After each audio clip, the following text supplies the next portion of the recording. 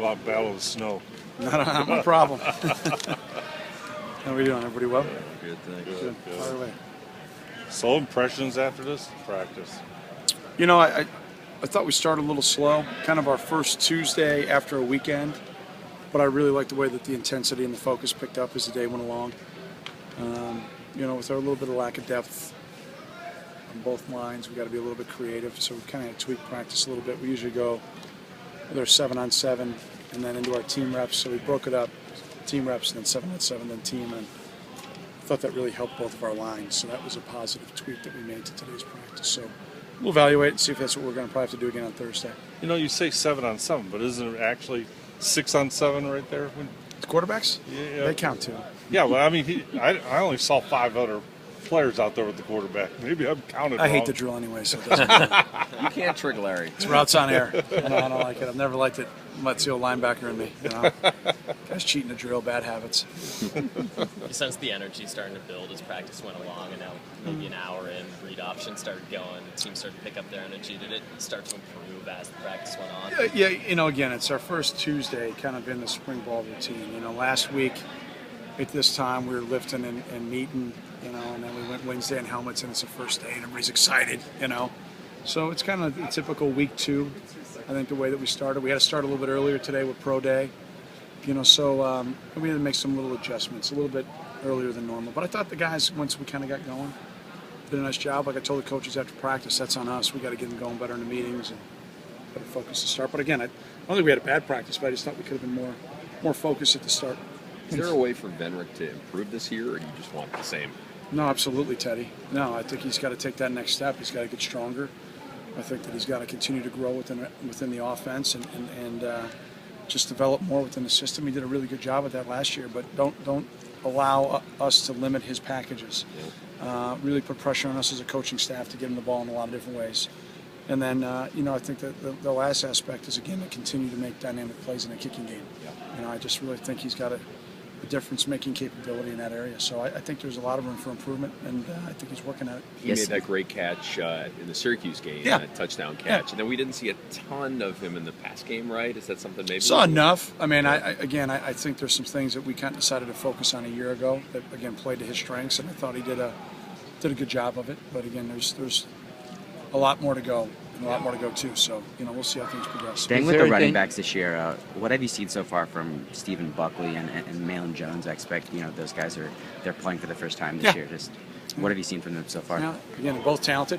I like both guys a lot. I think they're you know, dynamically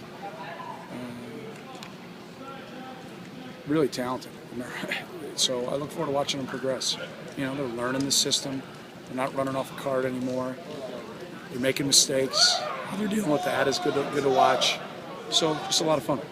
Go back to Venrick. Is there a danger of overusing him? Well, I mean, you know what I'm saying? Yeah, I do know what you're saying, and I can't use him 2 years from now. So I don't know how else to describe it. I mean, yeah, we're always smart. I mean, you've been out here watching us practice. I mean, like last year, we get to week 3 of the season, he's not getting touched. You know, so we can really manage all that, but he's too good of a football player not to have on the field. I mean, he went from being a starter on 4 special teams to a starter on really 1. And then you can count punt return, but what do you have, 16 reps the whole year? Yeah. I mean, it's about 1 a game that he's actually returning the ball. So, no, I'm not worried about it. I mean, when I say that, I mean, absolutely, I'm paranoid about it. Right. But you got to go play, man. You know, he wants to play. He wants the ball in his hands, and we want to get it to him as much as possible. Go back to the line, especially the offensive line being decimated and not being able to work together. What problems can that cause, or what drawback?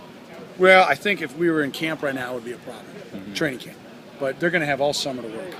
They're going to have really post-spring ball to work, and that's exactly what they'll be doing. I mean, as soon as spring ball's over, that whole group will be together. Now Jorgensen will be back, and Knopp will be back. Yeah, but we'll be done with practice, so they can go do individual stuff together. You know, we got time that we can get together in the film room because you know, now post spring you can still work video, still work fundo and technique stuff that we'll do, and you know, we'll use Cush accordingly on and off the road to be able to work with that group a couple times a week after spring ball and use our advantage of still being in school until the second week in June. Venrick and Trumpy are healthy, what could Buckley's role still be? Could he help you in other ways, or is he kind of backing up those I guys? think, Teddy, we're in a really good position right now from a standpoint of competition, so I don't know. I mean, I think we're going to really evaluate where their health is, what their strengths are, and we're going to use them a lot. We're going to use Steven, we're going to use Malin, we're going to use Trey. I mean, we've got, a year ago, we really went, 3 guys kind of took the lion's share of the reps, and Trey was fighting for that, One of those guys is going now in Tigers. Trey's got that. He's got Steven, and he's got Malin Bree. I mean, it's a good situation. And we got Timmy Hanrahan. It's a really good special teams player for us. We got good depth there. Those guys are really competing. Vitable staying at center, or you think he Oh, might? absolutely. Okay. No doubt. Coach, at linebacker, you bring everyone back except David, like all your starters. Yeah. And obviously, Damien's not playing right now. But what have you seen so far from guys like Colin Ellis and Drew Smith and even Joseph Jones out there?